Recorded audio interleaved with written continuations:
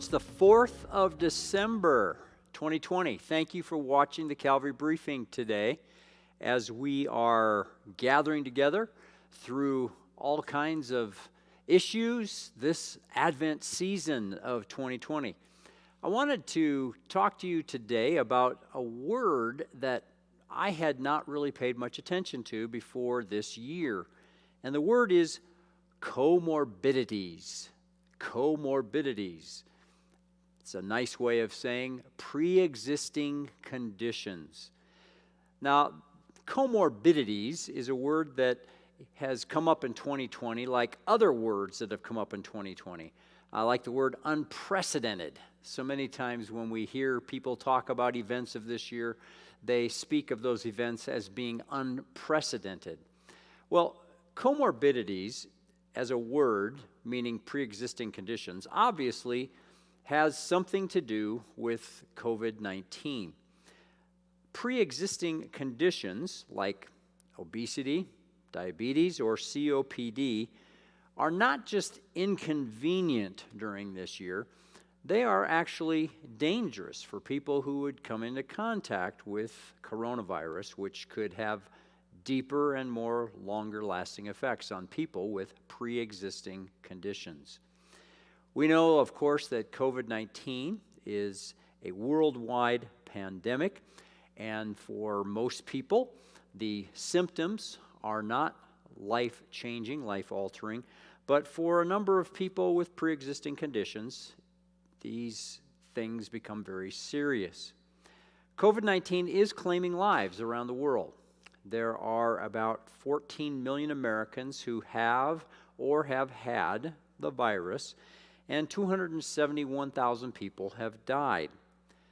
There is a statistic that goes along with COVID-19 that the secular media will not cover and you won't hear much about. And that statistic has to do with churches that die and close during this year, 2020.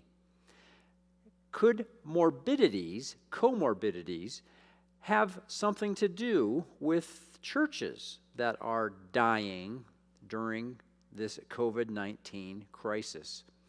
Well, there's an author by the name of Craig Thompson who thinks that, there might be some comorbidities in some of the churches who will die as a result of the COVID-19 pandemic that is sweeping across our country. And one of the comorbidities that Thompson thinks might be affecting churches that are having severe difficulties is a condition called the consumer mindset. For many, many years, churches have begun to view themselves as small business. And as a small business, they offer their customers benefits. And you can see some of the difficulties that a church might be having during this pandemic when their mindset about the people that are in the church is that they are consumers. Because with limited seats and with limited involvement and with all of the separation that comes, we see businesses falling by the wayside, and obviously we will see churches falling by the wayside. Well, I got to think about this whole issue of pre-existing conditions and about churches that may never open their doors again. And I began to think about people that I've known over the years and people who have fallen away from the church and perhaps have fallen away from God during this time of pandemic. We actually started out in 2020 rather strong, and even with the pandemic hitting, some churches were reporting that their numbers of viewers online were actually higher than the number of people that were in their church. And so there was this great beginning, but over the months that have transpired, we've seen those numbers gradually dropping. Are there individual comorbidities? Are there individual pre-existing conditions that might be moving with the COVID-19 illness to take people toward spiritual demise and maybe even spiritual death. Well, I'd like to suggest to you that there might be some possible comorbidities that are a part of our lives. And I've identified 4 of them. There may be more, there may be less, I don't know. But one of those would be pride and or arrogance. This is Advent season, and we pay a lot of attention to Matthew chapter 1, Matthew chapter 2, Luke chapter 1, Luke chapter 2. I'm guessing that many of you have heard these verses many, many times before. And so when they are read, when we are examining these verses, could you possibly be suffering from some pride and arrogance that would say, I don't need to listen to those again. I've already listened to those verses. Pride and arrogance can keep us from hearing the Word of God, even though we've heard it before. Selective passion. I can become very excited about athletics, but sometimes I'm not nearly as excited about spiritual matters. Perhaps you can become really excited about things that your kids or your grandkids are doing, but again, when it comes to spiritual matters, not so much. Could selective passion be a pre-existing condition that's very dangerous in your life? How about bad listening? We all have been around people who talk too much. Sometimes when we are listening on, we think, this person's life would be so much better if they would just stop for a minute and just listen a little bit. How do you listen to God? Well, you listen to God by hearing His Word proclaimed and by reading His Word.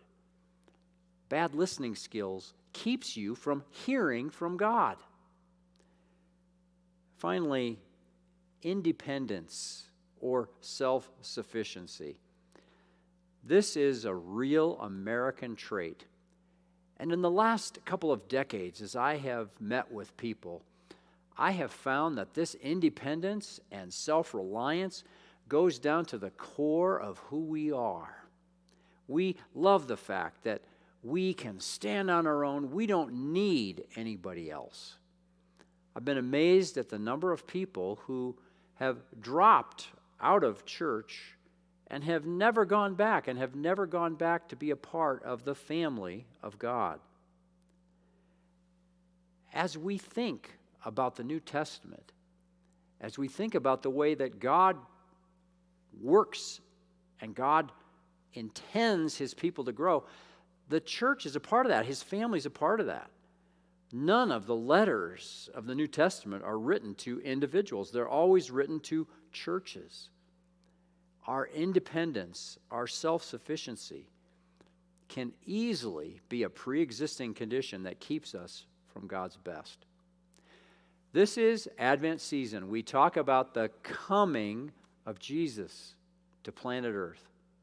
What a blessing. We know that Jesus is the light of the world. Could it be that some of these pre-existing conditions in your life are preventing you from appreciating the light of the world that came into the world 2,000 years ago in the little village of Bethlehem? Pride, selective passion, bad listening, and an independent streak could keep you from God's best in your life during this Advent season. I found reading in Romans a couple of verses that I think will help us to battle the pre-existing conditions in our lives that prevent us from God's best. They're found in Romans 12, verses 1 and 2.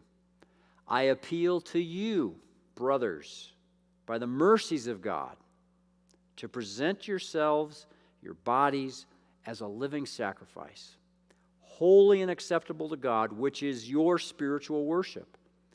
Do not be conformed to the world, but be transformed by the renewal of your mind, that by testing you may discern what is the will of God, what is good and acceptable and perfect.